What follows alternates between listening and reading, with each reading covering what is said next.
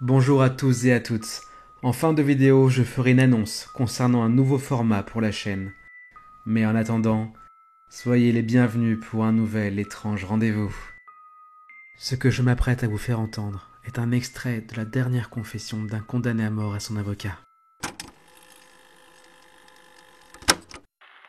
Je n'ai pas toujours eu cette capacité, celle de voir les fantômes.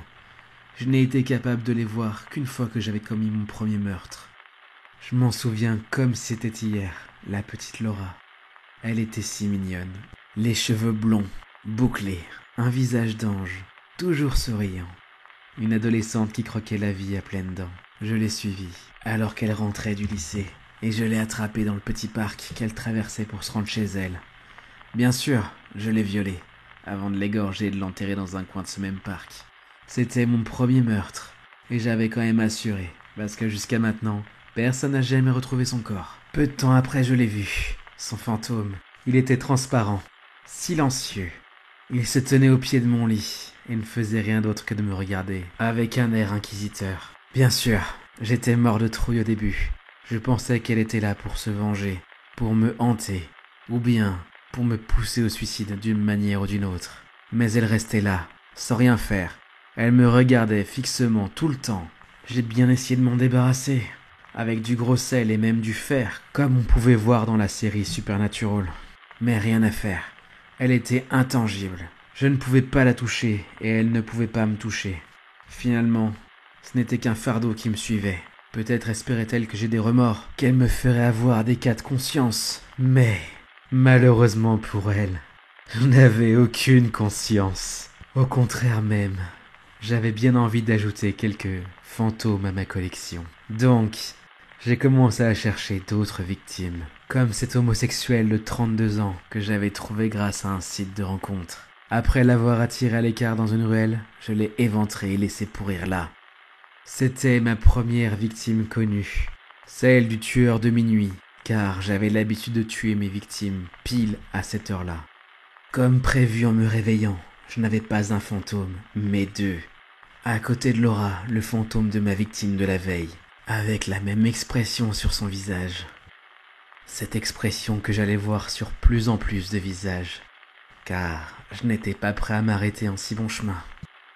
J'ai donc continué à tuer de plus en plus souvent, de plus en plus parfaitement. Et ma collection de fantômes grandissait de jour en jour. C'était presque une petite armée qui me suivait partout en me fixant du regard. Ah, si les autres pouvaient voir ce que je voyais. Chaque visage était un hymne à ma gloire, à mon œuvre. Chaque visage me rappelait le soir où je l'ai assassiné. Je vivais le plus beau jour de ma courte vie. Mais un événement a tout fait basculer. Quelqu'un avait eu la bonne idée d'imiter mon modus operandi et de tuer des gens de la même manière que moi. Mais ces victimes, il ne les choisissait pas au hasard. Ils suivaient mes pas. Ils tuaient alors les personnes de la même famille que mes victimes. Leur oncle, leur père, leur mère, leur sœur, jusqu'à que je le retrouve. Il avait tout d'un fan inconditionnel. Il m'a même demandé un autographe. Je lui ai bien sûr signé, avec son propre sang. Mais, ce qui était intéressant, ce n'est pas ce copycat minable, mais ce qui s'est passé après. Au matin, son fantôme avait bien rejoint les autres, mais cette fois, cela ne me regardait plus. Ils étaient bien trop occupés avec le nouvel arrivant. Ils le torturaient d'une façon ignoble. Même moi, qui étais habitué à voir ce genre de choses, je ne pouvais pas m'empêcher de détourner les yeux de ce spectacle barbare.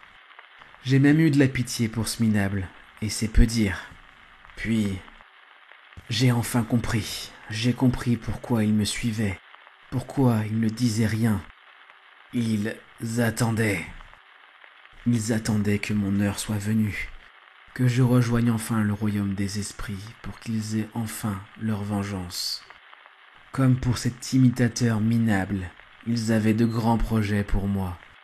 Et pour cela, il leur fallait juste attendre ce moment, et en leur qualité de fantôme. Attendre, c'est ce qu'ils savaient faire de mieux. Bien sûr, j'ai essayé de m'excuser. J'ai pleuré, j'ai imploré. Mais rien n'a changé. Il restait de marbre, et rien que je ne fasse ne pouvait changer mon destin. Au bout d'un certain temps, je m'y suis résigné. À quoi bon? Maintenant que la police m'a attrapé et que je vais bientôt passer sur la chaise électrique, j'ai peur. J'ai vraiment peur. Car je suis le seul homme sur Terre qui sait ce qu'il attend après sa mort. Une éternité de torture infligée par les fantômes de ses victimes. Et ça, elles le savent bien, car je les vois en ce moment même, alors que je vous raconte mon histoire. Ce n'est plus la même expression qui m'accueille chaque matin. Non, maintenant, pour la première fois, je les vois sourire. Jason Smith fut exécuté le 16 juillet 2008 dans l'État du Texas. Son exécution a connu des problèmes. Il a dû être reporté d'1 heure en raison d'une panne électrique, privant tout le réseau d'électricité. Et ainsi s'achève cette histoire. J'espère qu'elle vous aura plu. Et maintenant, comme promis, l'annonce. Je vais lancer un nouveau format pour la chaîne. Il traitera des contes et légendes autour du globe. J'ai laissé un aperçu du premier sujet sur ma page Facebook. Si cela vous intéressait, n'hésitez pas à liker et vous abonner. À très bientôt pour un autre étrange rendez-vous.